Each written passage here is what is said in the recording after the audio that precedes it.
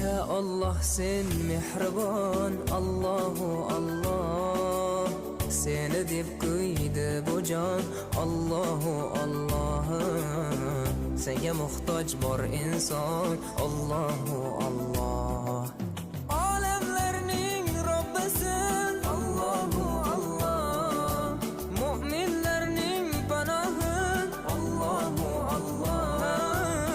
Yuragimning sultoni, Allahu Allah.